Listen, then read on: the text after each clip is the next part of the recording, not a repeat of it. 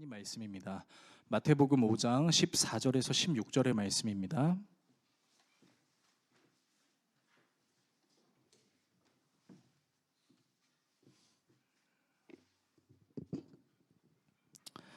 신약 성경 5페이지 내지는 6페이지에 있습니다.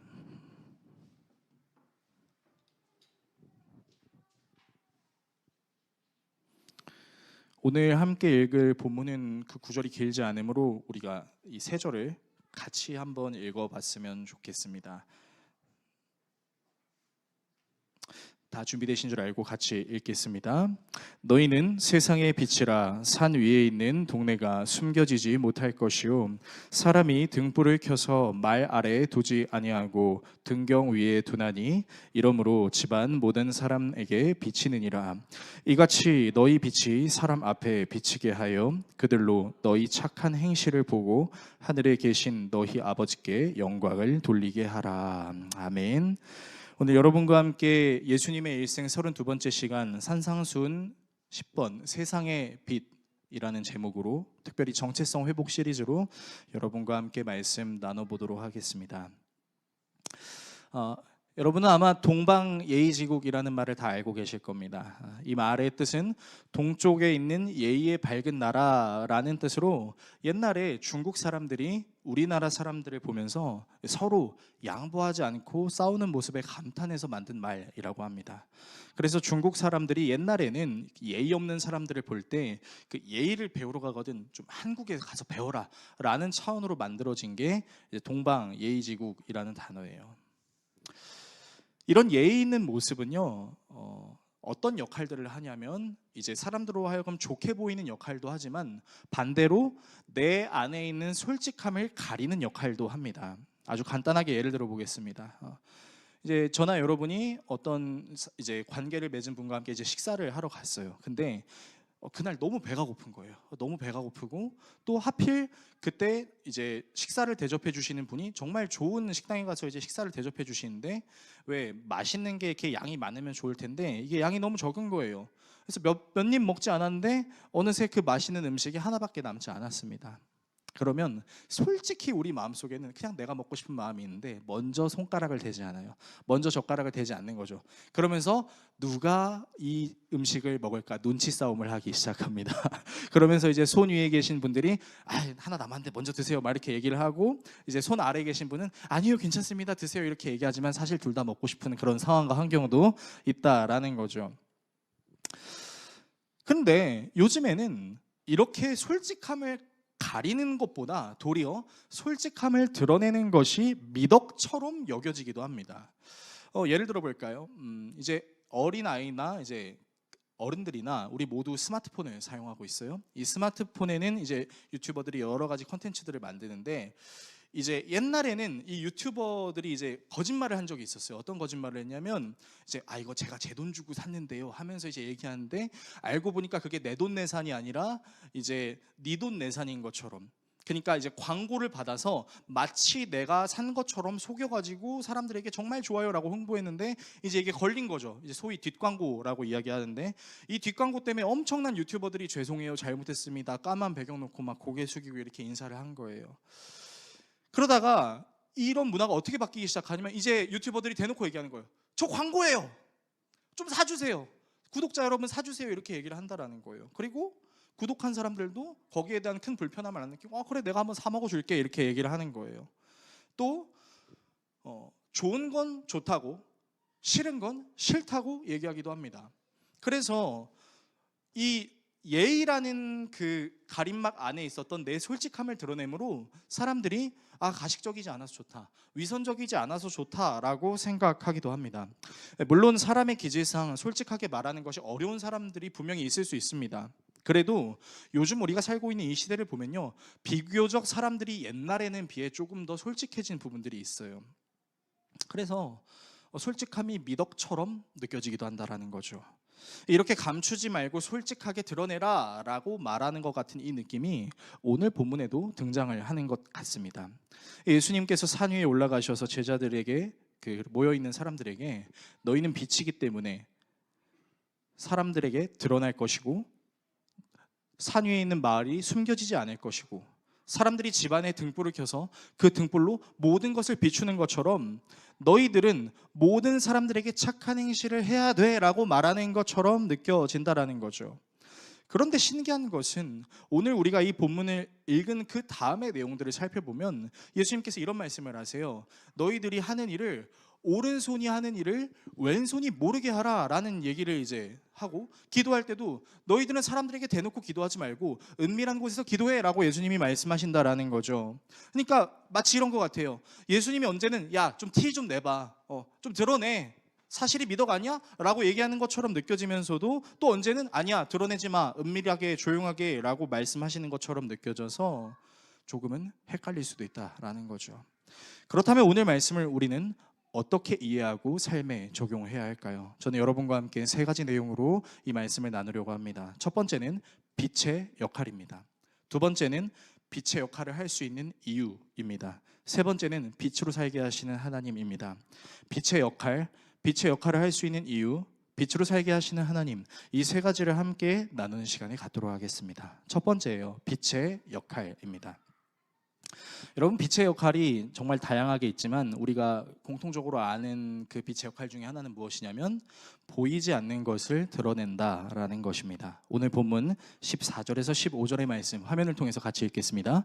너희는 세상의 빛이다. 산 위에 세운 마을은 숨길 수 없다. 또 사람이 등불을 켜서 말 아래에다 내려놓지 아니하고 등경 위에다 놓아둔다. 그래야 등불이 집 안에 있는 모든 사람에게 환히 비친다. 자, 말씀을 보시면 예수님께서 이제 너희는 세상의 빛이야 라고 말씀하세요. 지난주에 우리가 소금 설교를 함께 나눴지만 예수님께서는 한 번도 우리에게 빛이 돼야 돼, 소금이 돼야 돼 라고 말씀하시지 않았어요. 너희는 You are, 확실하게 얘기하는 거죠. 너희는 소금이고 너희는 빛이야 라고 얘기하세요. 그러면서 갑자기 마을 이야기를 하십니다. 산 위에 그 마을이 이제 숨겨지지 않는다, 숨길 수 없다라고 이야기하는 것인데, 여러분, 갑자기 마을 얘기를 예수님께서 하신 이유가 무엇일까요? 이 마을이라는 단어의 원어의 뜻은 도시라는 뜻인데요, 예수님이 살고 계셨던 당시 팔레스타인의 도시는요, 언덕과 같은 고지대에 형성되는 경우들이 굉장히 많았습니다. 그러니까 우리가 흔히 알고 있었던 이 예루살렘 성전도 높은 언덕 쪽에 세워진 그런 성전이었어요. 그리고 높이 있다 보니까 이제 길을 걷는 사람들이 저 산 위에 있는 그 예루살렘 성전을 보면서 아, 우리가 예루살렘에 가까이 왔구나라고 이제 깨달을 수가 있었던 것이죠. 그러니까 예수님께서 비유적으로 말씀하시는 것이 무엇이냐면 너희는 세상의 빛이야. 너희들이 주거하는 그 도시는 숨겨지는 것이 아니라 항상 드러내는 존재로 나와 있을 거야 라고 얘기하는 거예요. 그런데 사실 예수님께서 이런 얘기를 하시는 이유는 이미 하나님께서 선지자 이사야를 통해서 너희들이 드러나는 성전인 예루살렘에서 하나님의 말씀을 듣게 될 것이다 라는 예언이 있었기 때문이죠. 이사야 2장 2절에서 3절은 이렇게 이야기하고 있습니다. 마지막 때에 주님의 성전이 서 있는 산이 모든 산 가운데서 으뜸 가는 산이 될 것이며, 자, 이 표현이 예수님께서 말씀하신 숨길 수 없다라는 개념과 같은 원리입니다. 모든 언덕보다 높이 솟을 것이니 모든 민족이 물밀듯 그리로 모여들 것이다. 백성들이 오면서 이르기를 자 가자, 우리 모두 주님의 산으로 올라가자. 야곱의 하나님이 계신 성전으로 어서 올라가자. 주님께서 우리에게 주님의 길을 가르치실 것이니 주님께서 가르치시는 길을 따르자 할 것이다. 율법이 시온에서 나오며 주님의 말씀이 예루살렘에서 나온다라고 이미 구약의 선지자 이사야가 예언을 했다라는 것이죠. 그 예언을 예수님께서 뭐라고 말씀하시는 거예요? 예루살렘 성전, 즉 하나님의 말씀을 가르치고 인도하는 것, 즉 하나님의 말씀을 가르치고 인도하는 나 자신이 너희들에게 왔으니 이제 너희들은 숨겨지는 것이 아니라 사람들에게 드러날 수밖에 없는 삶을 살게 될 거야 라고 얘기를 하는 거예요. 그래서 여러분, 믿는 사람들은요, 어떤 특징을 갖고 있냐면 내가 믿음대로 잘 살고 내가 하나님이 기뻐하시는 마음대로 잘 살잖아요. 그가 행하는 선행, 그가 행하는 좋은 말들이요, 가리려고 해도 드러납니다.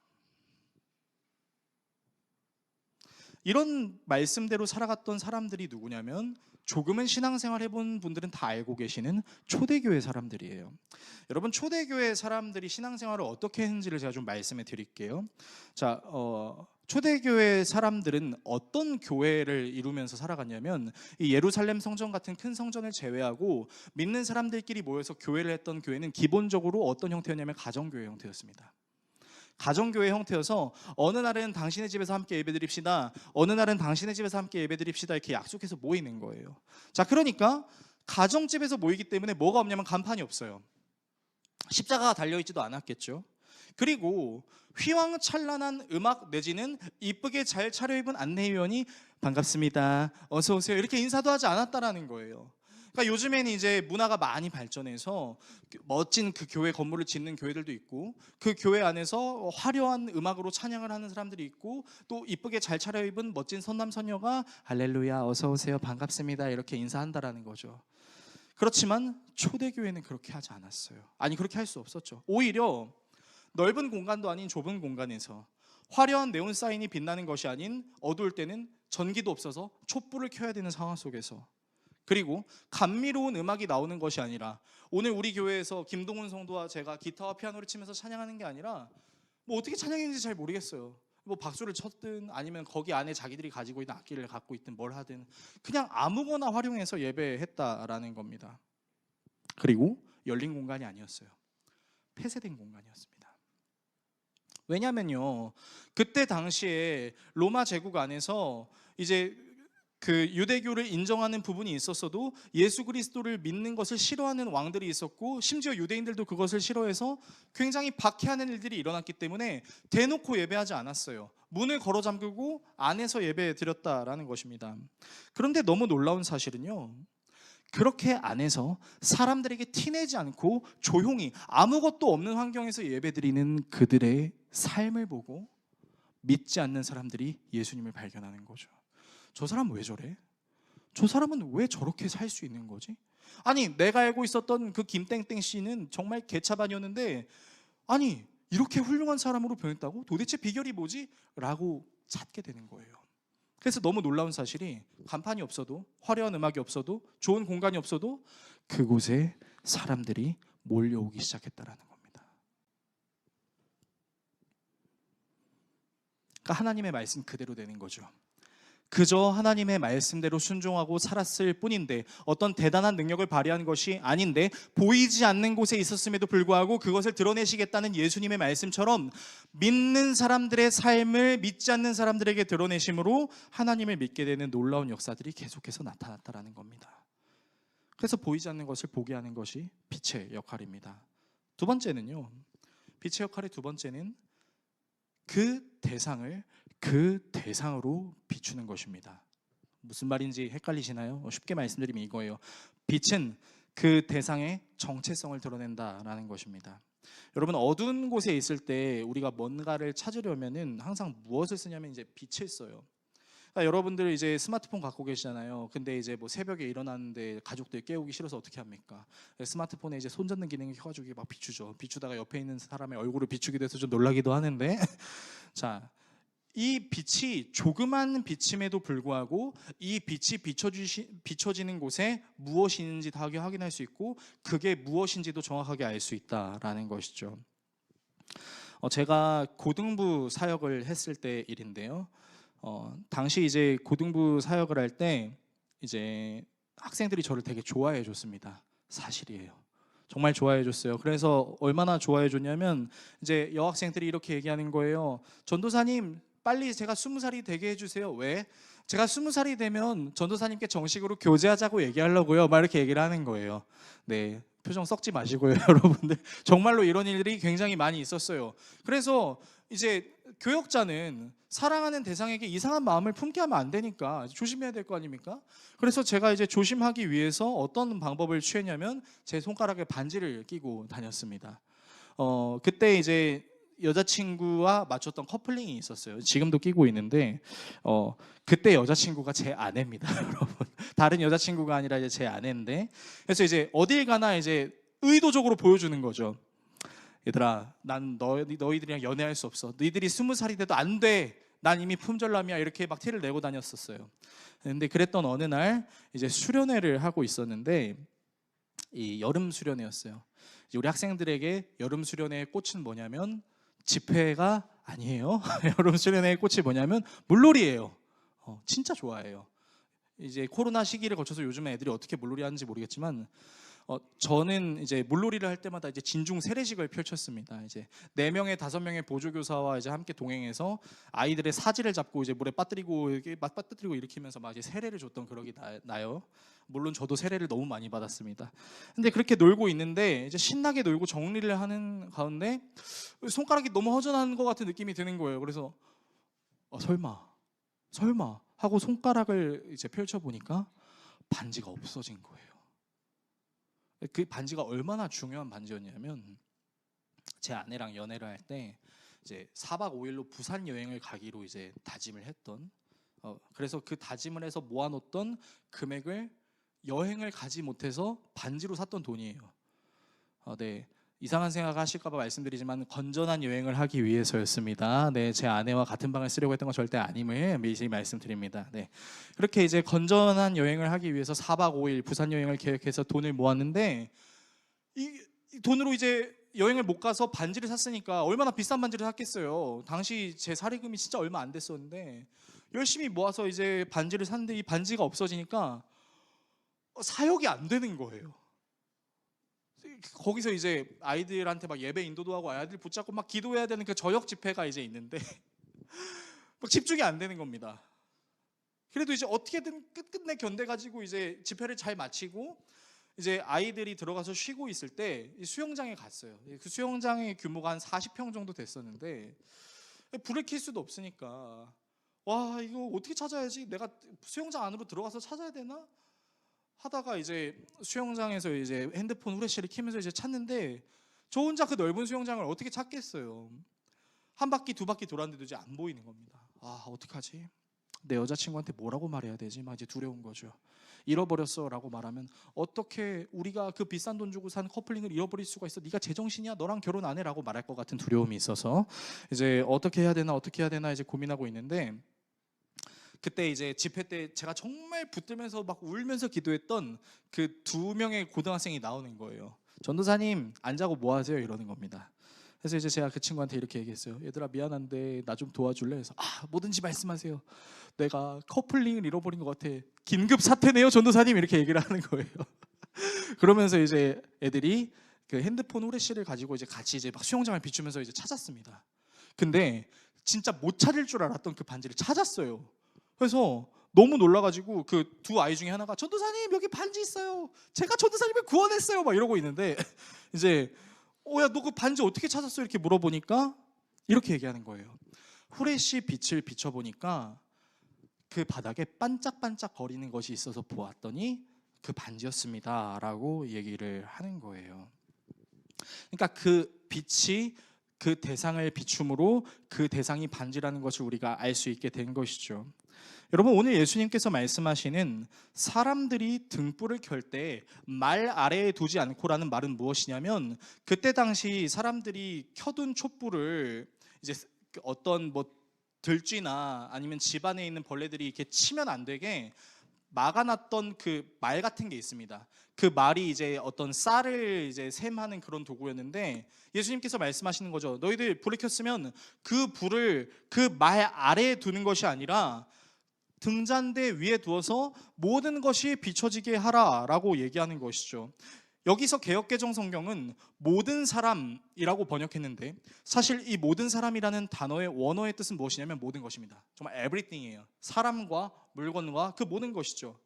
그러니까 빛이 어둠 속에서 모든 것을 밝게 비추고 모든 것의 그 대상의 정체성을 알게 해주는 것처럼 예수 그리스도를 믿고 살아가는 우리 모두가 이 세상의 빛이 되어서 악인처럼 보이는 사람도 믿지 않는 사람들처럼 보이는 그 사람도 사실은 당신은 보배롭고 존귀한 하나님의 자녀이자 이 땅에 하나님의 부름을 받은 그리스도인임을 아셔야 됩니다. 누굴 통해서요?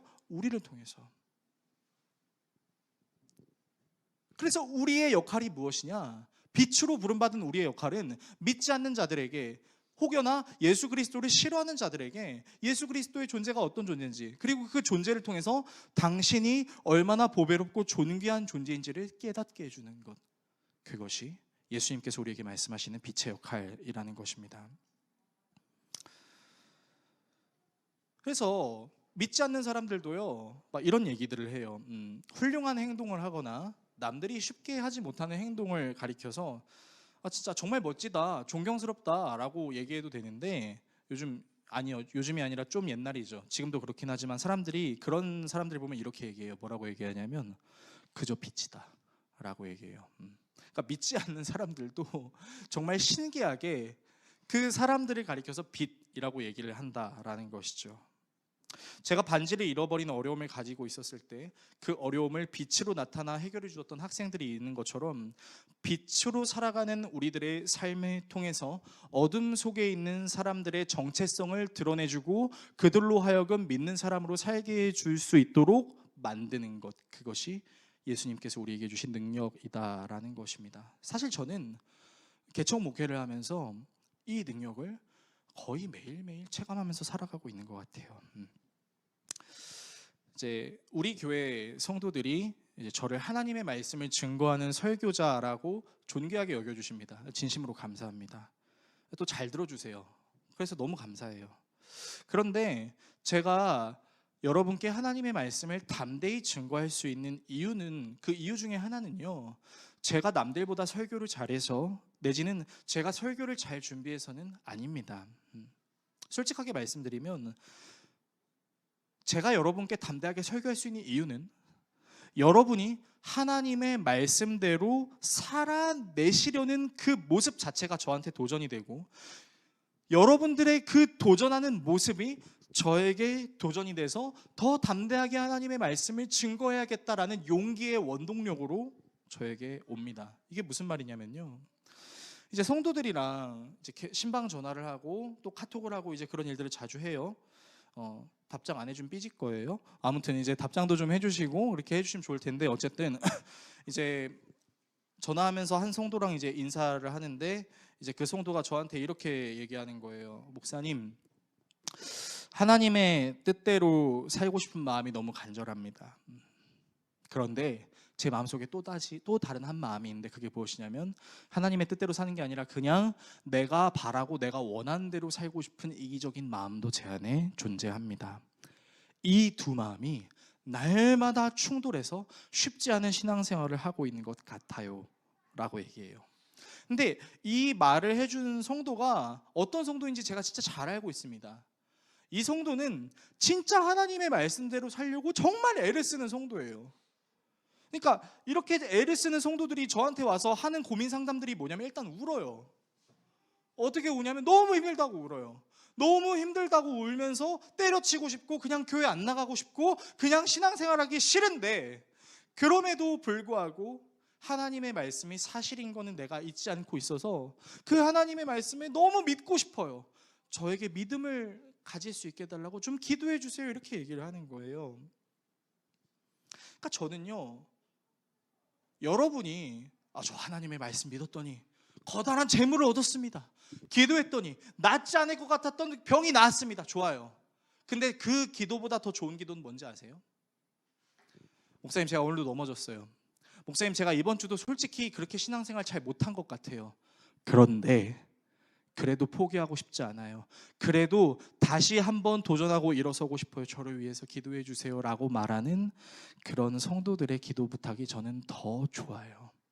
왜냐면요, 하나님이, 예수님이 그렇게 우리를 격려하시고 그렇게 우리를 인도하셨기 때문이다라는 거죠.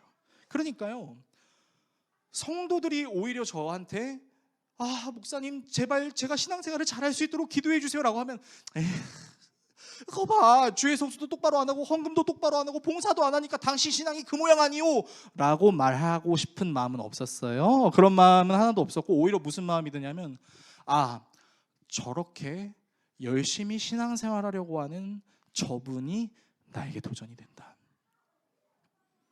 나에게 그렇게 기도해달라고 울부짖고 도와달라고 하는 그 성도의 고백이 나로 하여금 더 하나님의 말씀을 담대하게 증거하는 요인이 된다. 여러분, 그래서 제가 여러분께 담대하게 설교할 수 있는 겁니다.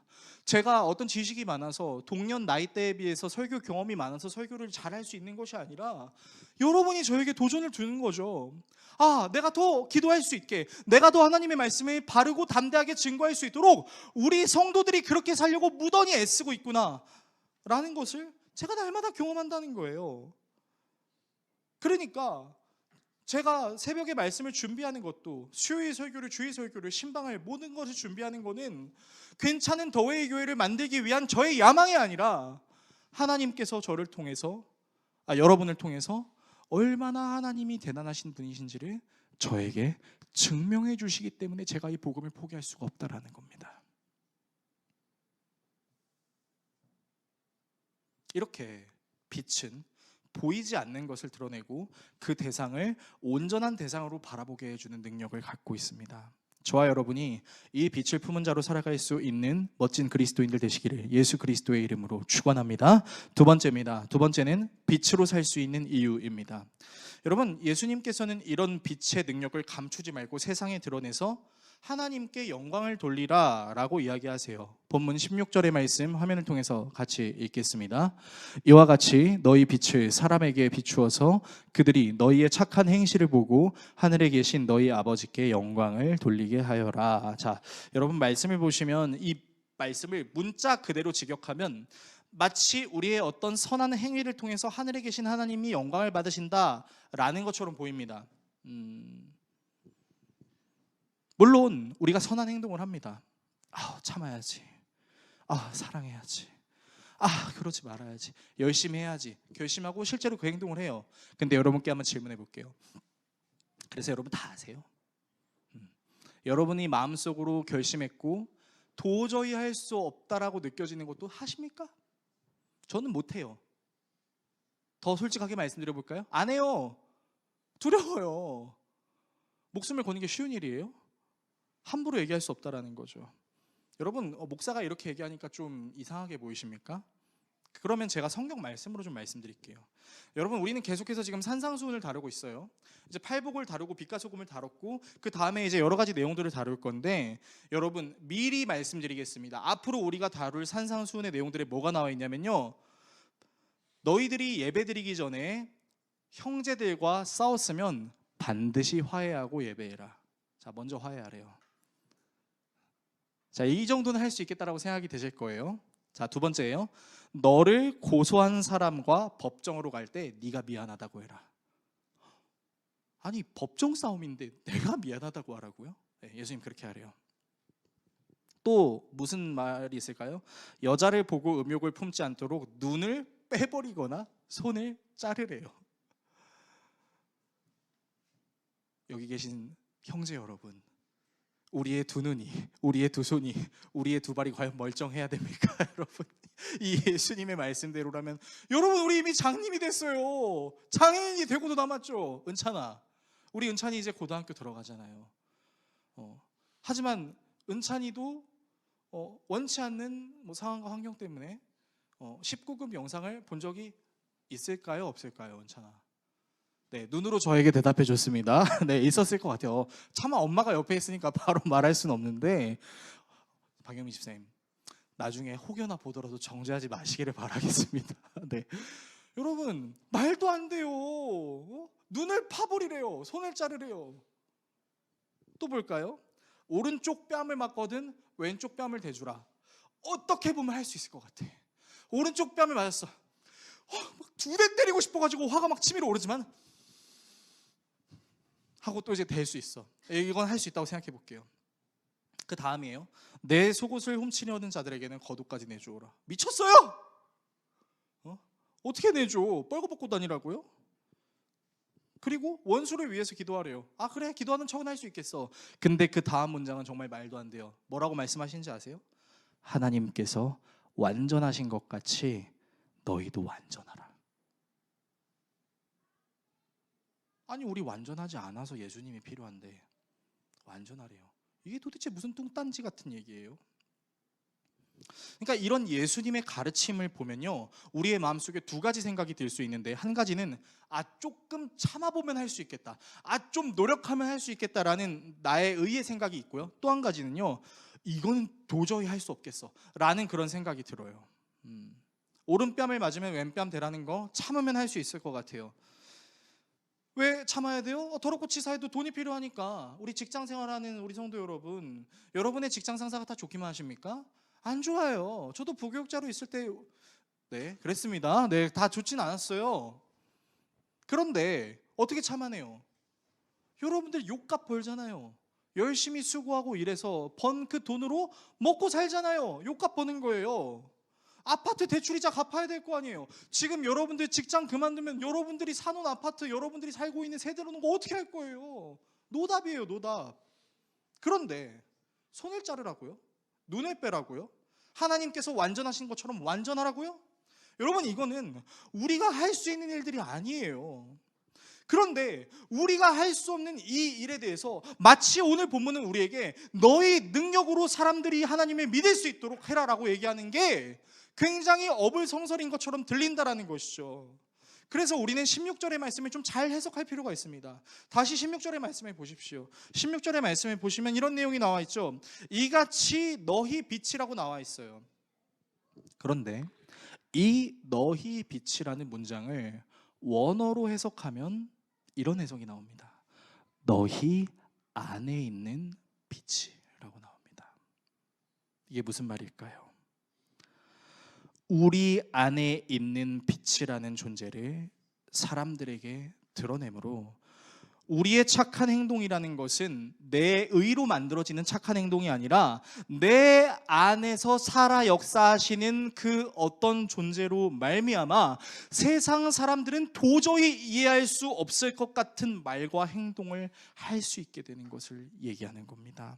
다시 말해서요, 너희의 빛을 사람들에게 비추어서 너희들이 착한 행실을 해서 하나님께 영광 돌리라는 게 니들 좀 선을 행해봐, 좀 말을 잘해봐, 좀 대단한 능력을 발휘해봐 라는 차원으로 예수님께서 말씀하시는 것이 아니라 너희 안에 있는 그 예수님이 온전히 드러나는 삶을 살도록 예수님께 너를 맡겨봐, 하나님께 너를 맡겨봐 라고 주님께서 지금 우리에게 말씀하고 계시는 거예요. 여러분, 이 말씀을 가리켜서 사도 바울은 이렇게 이야기했습니다. 여러분이 너무나 잘 알고 계시는 본문 갈라디아서 2장 20절의 말씀이에요. 우리 화면을 통해서 같이 읽겠습니다. 나는 그리스도와 함께 십자가에 못 박혔습니다. 이제 살고 있는 것은 내가 아닙니다. 그리스도께서 내 안에서 살고 계십니다. 내가 지금 육신 안에서 살고 있는 삶은 나를 사랑하셔서 나를 위하여 자기 몸을 내어주신 하나님의 아들을 믿는 믿음 안에서 살아가는 것입니다. 여러분, 사도 바울이 확실하게 얘기했죠. 이제는 내가 사는 것이 아니요 내 안에 계신 그리스도께서 사신 것이라. 이제 내가 이 땅에서 육신이라는 옷을 입고 살아가고 있는 이 모든 순간에는 나를 사랑해서 나를 위해서 자기 몸을 아낌없이 버려주신 그 하나님의 아들을 믿는 믿음 안에서 산다라는 거죠. 그러니까요, 이 말을 우리에게 적용하면 이런 거예요. 내 능력으로 산다라고 얘기하는 것이 아니라 내 능력을 주신 그 하나님, 그리고 그 하나님께서 영원한 구원을 주시기 위해 내게 보내주신 그 예수 그리스도를 믿는 믿음으로 이제부터 내 생각과 감정과 행동은 내 경험, 내 기준으로 결정하는 것이 아니라 하나님의 말씀대로 내가 결정하고 그 말씀대로 내가 살기로 결단한다라고 얘기하는 거예요. 그리고 이 결단은 우리에게 전혀 할 수 없었던 것들도, 전혀 이해할 수 없었던 것들도 하게 만드는 원동력이 됩니다. 제가 이제 부교육자의 삶을 살아오면서 정말 이제 존경하시는 분들이 몇 분 계십니다. 지금도 이제 잊지 않고 가끔 연락하고 지내는 존경하는 분들 중에 이제 한 이제 부장님이 계셨어요. 근데 이제 그 부장님께서 정말 그 청년부 아이들에게 많은 걸 사주시고 돈을 쓰시는 거예요. 그래서 처음에 저는 그 부장님이 돈이 많으신 줄 알았어요. 돈이 많으시니까 저렇게 물질로 헌신하는 거구나라고 생각했는데, 이제 너무 많은 것을 누리니까 감사해서 교역자로서 내가 할 수 있는 게 무엇일까? 우리 부장님께서 사업을 하시는 그 사업장에 가서 하나님의 이름으로 같이 예배하고 축복했으면 좋겠다. 우리 청년들 리더들을 데리고. 그래서 제가 청년부 사역을 하면서 만들었던 사역 중에 하나가 뭐냐면 부장님 사업장 방문이었어요. 그래서 이제 부장님을 이제 만나서 부장님, 저희 청년 리더들이랑 제가 함께 가서 우리 부장님 사업장에서 좀 예배하게 해주세요. 저희들한테 돈도 많이 쓰시고 마음도 많이 쓰시는 게 너무 감사해서 우리가 제일 잘할 수 있는 건 예배하는 거인 것 같아요. 그렇게 했어요. 그래서 이제 부장님께서 알았다, 한번 와라. 그래서 이제 청년 리더들 데리고 이제 부장님 사업장으로 갔는데 깜짝 놀랐어요. 왜 놀랐냐면 저는 부장님의 사업장이 삐까뻔쩍할 줄 알았습니다. 엄청 웅장하고 막 많은 직원들을 거느리고 그리고 막 안에 여러 좋은 그런 구조들이 있을 줄 알았는데요. 그냥 안산에 있는 한 유통상가의 하나에 이제 새를 들어가신 거예요. 뭐지? 내가 생각했던 부장님 사업장은 이게 아니었는데 들어갔어요. 들어갔는데요. 너무 좁아요. 너무 좁은데 그 좁은 그 가운데 이제 트레이드를 만들어 가지고 이제 종합상사 일을 하시니까 여러 가지 이제 물건들을 막 납품해야 되는 그 물건들을 막 적재해 놓으신 거예요. 근데 그 적재해 놓으신 데서 그 좁은 공간에 요만한 공간에 그냥 책상 하나 놓고 믹스 커피를 마시면서 열심히 일을 하고 계신 거예요. 예배를 드려야 되는데 예배가 안 됐어요. 눈물이 나는 거예요. 아니, 부장님이 그렇게까지 열심히 청년들에게 물질로 섬겨주셨던 게 이런 환경에서 일어났다고? 그래서 제가 예배를 마치고 나서 이제 부장님께 여쭤봤습니다. 부장님, 도대체 그동안 청년부에 무슨 사역을 하신 거예요? 어떻게 하신 거예요? 근데 그 부장님께서 제 손을 잡아주시면서 이렇게 얘기했어요. 사실 제가 돈이 많아서 이 일을 하는 게 아닙니다. 그런데 하나님께서 자꾸 마음을 부어주시고 하나님께서 채워주신다라는 믿음을 주셔서, 그리고 목사님과 그리고 또 사랑하는 우리 셀 리더들이 기도해 주는 것이 너무 큰 힘이 돼서 없는 가운데에서도 하나님을 기뻐함으로 이해할 수 없는 행동을 제가 하고 있어요. 제가 이 부장님의 말씀을 듣고 나서 청년들 사역하면서요, 부장님이 주시는 돈을 허튼 일로 말도 안 되게 쓰면 진짜 쥐잡듯이 혼을 냈습니다. 이게 강박이 됐어요, 저한테. 그래서 한 번은 이 부장님께서 한 해 수고 많았다고 청년 리더들한테 이제 아웃백을 사주셨는데 얼마나 비싸요. 그 스테이크 이제 우리 청년들이 막 눈이 돌아가가지고 막 와, 그동안 내가 먹어보지 못했던 그 스테이크를 막 딱딱딱딱 시키면서 이제 막 먹는데 그럼 다 먹어야 될 거 아니야. 다 안 먹었어요. 심지어 스테이크를 막 한두 개를 그냥 남겼어. 그러니까 피가 거꾸로 솟는 거예요, 제가. 그래서 이제 부장님 먼저 가시라고.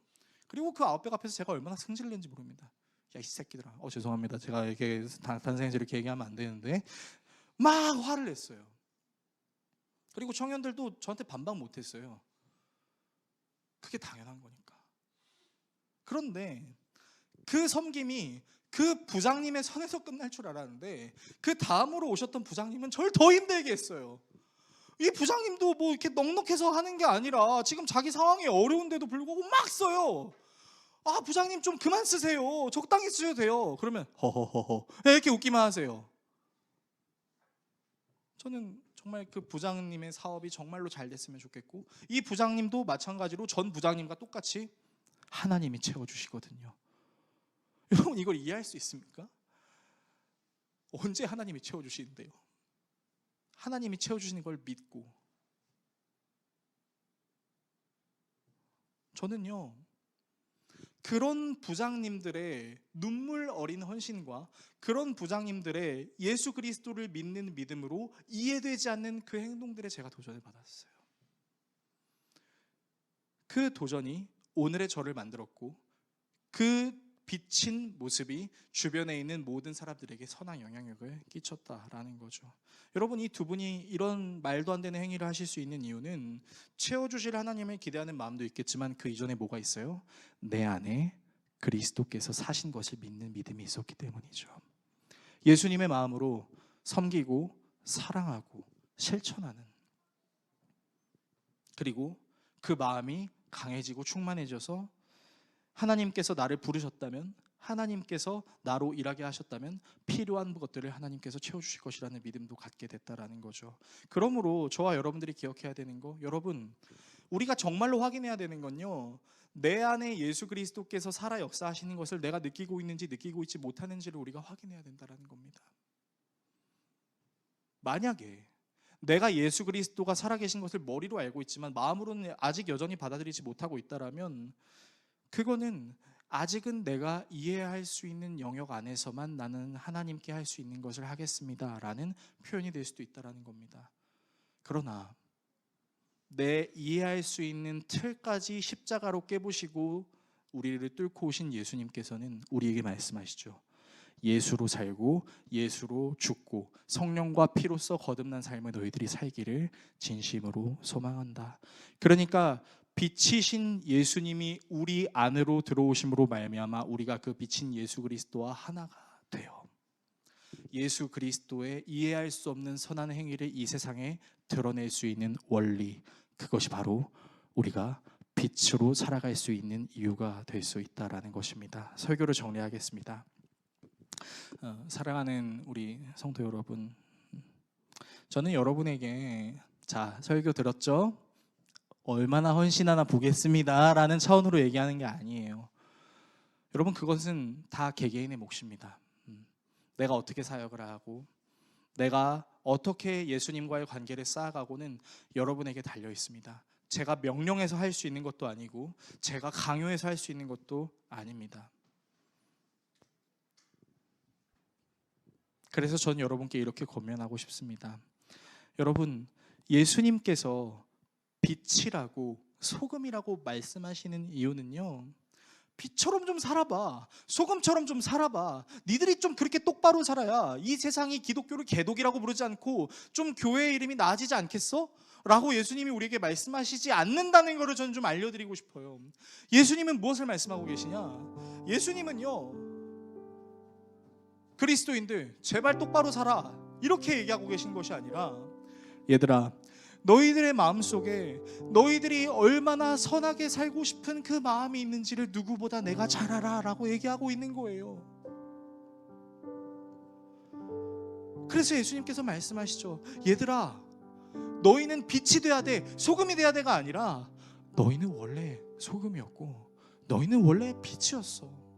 너희는 원래 하나님께서 아름답게 만드신 창조물이었어. 너를 만드시고 하나님께서 뭐라고 말씀하셨을까? 하나님은 에이 실패작이라고 말씀하신 게 아니라 보기에 참 좋았다라고 말씀하셨어. 그러나 너희들의 선조가 그런 하나님의 저희를 바로 알지 못하고 하나님과 같이 되고 싶은 마음으로 우리의 관계를 훼손했지. 그래서 너희는 영원히 죽을 수밖에 없게 되었지만 그런 너희에게 내가 왔어. 왜? 너희들이 원래 정체성이 어떠했는지, 너희들을 하나님께서 어떻게 창조하셨는지, 앞으로 하나님께서 너희를 어떻게 인도하여 가실지를 나를 통해서 너희에게 얘기하고 있는 거야 라고 산상수훈으로 말씀하고 계신 거예요. 아까도 살펴봤잖아요. 여러분, 우리가 예수님이 가르쳐주신 이 명령을 다 할 수 있을 것 같아요? 못해요. 목사로 기름 부음 받은 저도 못해요. 만약에 그걸 해야 된다라는 강박관념이 있었다면 전 목사가 아니라 바리새인이 되었겠죠. 그러나 예수님께서는 그것을 정죄하려는 느낌으로 이 땅에 오신 것이 아니라 산 위에 올라가셔서 모든 사람들에게 말씀하시고 위로하시고 너희들이 그렇게 인생을 살아갈 수 있도록 내가 너희와 함께 할게 라는 차원으로 이 땅에 내려오셨다는 거예요. 여러분, 그래서 우리는요, 믿는 자로 살아가기 위해서 어떤 법칙을 만드는 것도 중요하지만 그 법칙을 내 힘으로 해낸다는 것이 아니라 하나님을 사랑하는 마음으로 그 법칙을 행하려고 하고 하나님이 주시는 마음으로 그 법칙을 행하려고 해야 하는 것이죠. 우리가 그렇게 살아야 내 주변에 믿음대로 살지 않는 사람들이 보더라도 저 사람 믿음이 저것밖에 안 돼, 이게 아니라 저 사람을 위해서 내가 더 기도해야겠다, 저 사람을 내가 더 사랑해야겠다라고 품을 수 있게 되는 거죠. 그것이 팔복이 우리에게 얘기했던 긍휼히 여기는 자는 어떻게 한다고요? 긍휼히 여긴다고요. 그래서 여러분, 새해가 시작된 지 얼마 안 되는데 분명히 여러분들 마음속에 2024년 나는 이런 신앙생활을 할 거야 라는 다짐을 하신 분도 계시겠지만, 그 다짐을 언제 했냐는 듯이 또 깡그리 무너져 마치 도미노가 무너진 것 같은 모습을 가지고 계신 분도 있을 거라고 생각해요. 그러나 기억하십시오. 여러분들이 무너지고 여러분들이 실패하는 그 순간에도 예수님은 함께 계셨다라는 겁니다. 그리고 그 예수님은 여전히 여러분들을 포기하시는 것이 아니고, 여러분들이 쓸모없는 존재라고 정죄하는 것이 아니고, 내가 너희 안에 빛으로 들어가서 너희가 빛으로 살 수 있도록 내가 인도해 줄게라고 얘기하십니다. 여러분, 이 예수님이 여러분들에게 참된 위로가 되셨으면 좋겠습니다. 괜찮아요, 힘내요, 할 수 있어요, 좋은 위로예요. 그런데요, 당신에게 예수가 있습니다. 당신에게 빛이신 예수가 있습니다. 그 빛이신 예수가 당신의 어두움을 물러나게 하고 당신이 원래 창조되어 있던 아름다운 모습으로 회복시켜 줄 것이라고 믿고 기도합니다. 우리 함께 예수를 신뢰합시다 라고 위로할 수 있는 여러분들이 되셨으면 좋겠어요. 이 2024년 그렇게 여러분들을 충만히 위로하시는 빛이신 예수 그리스도를 날마다 경험하며 살아가시는 저와 여러분 모두가 될 수 있기를 예수 그리스도의 이름으로 축원합니다.